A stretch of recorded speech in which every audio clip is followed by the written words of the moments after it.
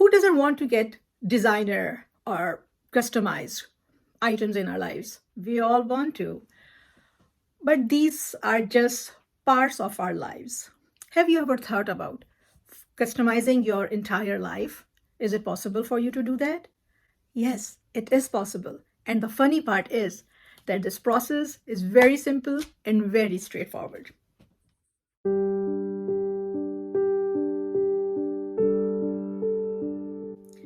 My name is Rifat, and by profession, though I belong to medical industry, but by profession, I'm a lifelong student of different system of wisdom that is scattered all around us.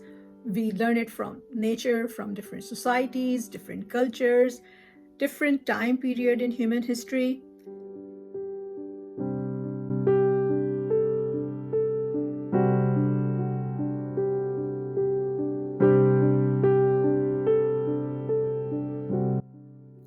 So how can this be achieved? The first step is making up your mind and setting your intention. The key word here is intention. Intention is different from wishful thinking. Intention is defined as an idea that you plan to carry out. So, just wishful thinking is at this level, and intention starts with a higher level, because because words have their power. So when you say that I intend to do that, it means you are telling your subconscious that you are planning to carry this out. You are just not wishing this to happen. You are not just thinking it, that you are all in. The formula lies in the golden quotation of Prophet Muhammad, peace be upon him.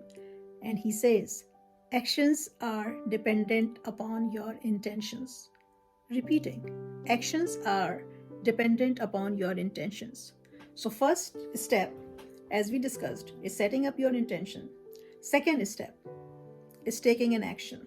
So, you see, the intentions and actions, they are intertwined. So, the wisdom here is that no planning is worth anything if it is not accompanied by appropriate actions. So the question arises that why so much stress is given to setting up an intention. What intention does? Intention gives you answer to all your whats, whys, and hows. So it tells you what you want to do. So it gives you a clarity of mind. Then once you know what you want to do, it is followed up by the question, why do you want to do that? Like, what is the motivation behind that? So it gives you the clarity of the purpose. And because you start with the end result very clear in your mind, so it gives you the clarity of the end result, where what you want to do, why do you want to do, and where you want to end up. So before beginning anything, you know your final destination. So that is very important. After attending to our what and why, the third question that follows is that how we want to do that. Like, we set up a plan at this stage, right? So the fourth thing that setting up an intention gives you is the clarity of your path. So you are very crystal clear, step by step, you make the plan. Having the clarity of mind, the purpose, the end result, and the path tells us that the choice is ours. And that is so empowering. We are making choices at every moment of our lives, whether we are being intentional about it or we are not intentional about it. Like in quantum physics, they says that the tiny particles can exist at multiple places at the same time. So for our purposes, if we take that there are multiple choices available to us at the very moment, it's up to us what path do we choose for us. So, and this sense is so empowering, and it makes us so responsible for doing what we want to do, and like it levels you up as a human being. So setting intention gives us clarity, and it makes us empowered and responsible. But because it's different than wishful thinking, only. Because as Napoleon says, that good intentions are useless until expressed in appropriate actions. So here we are dealing with two levels of actions. The first level requires a lot of mental energy in order to get the answers to all of our whats and whys and hows. And then the second level of action requires all the practical work when you go into your go-getter mode. But this all is a very hardcore, energy requiring, masculine side of intention. But you know what? Even God's heaven was not complete without the addition of the feminine counterpart, the Eve side, the fun, loving, the softer, the gentler side.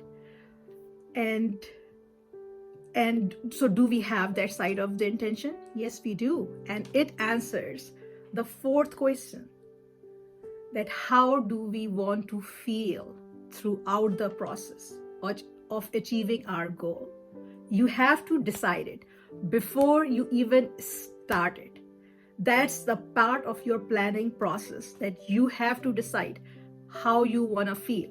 Do you want to make it as a chore, one of the things to your to-do list, a dry experience, or you want to enjoy the process?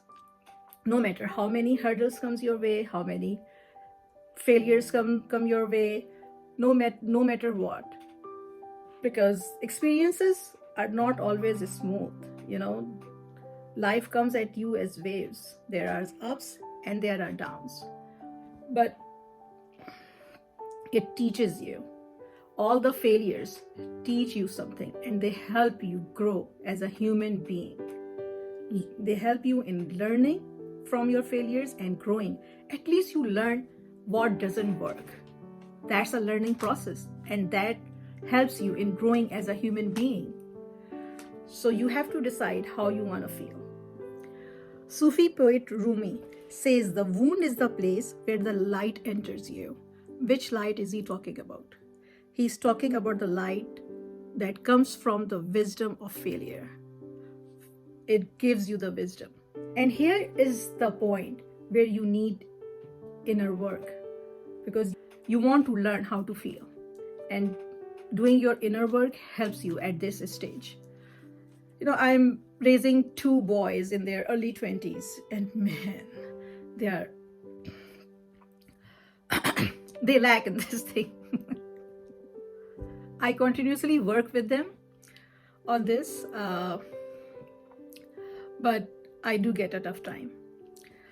So the reason being that, we are born crying. And I know there is a scientific explanation of surfactant and lungs and alveoli expansion, but there is another wisdom in this whole process, is that we are naturally inclined to cry.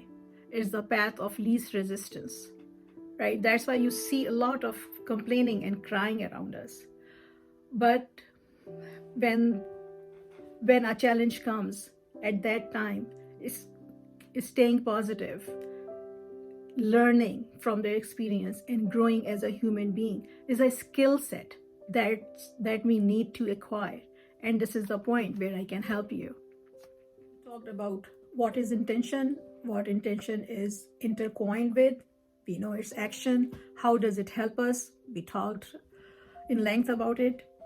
And why should we start integrating making intentions in everything we do? Because it gives us the clarity of the end. And that is a very important key to success. When you begin with the end in very clear in your mind, with all the steps in the middle.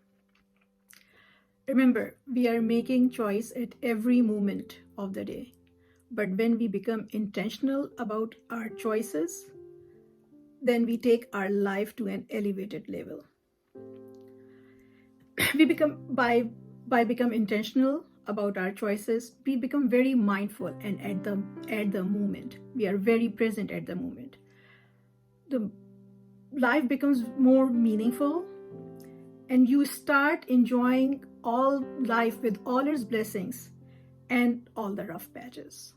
we become more grateful of all the wins and all the wisdoms that we learn along the way through our wins and our failures. Remember, the ride will always be in a wavy pattern.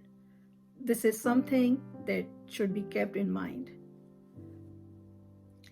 And in everything you do, add the element of sincerity. That's something like, there is a quotation by a scholar, the name is Ibn Qayyim, I think. He says that the level of sincerity in your intention determines divine guidance and assistance. And what could be better than divine help in everything that we do? Nothing can beat that. Please like, subscribe, and help me grow my channel. And if you want to contact me, please email me. Thank you very much. Peace.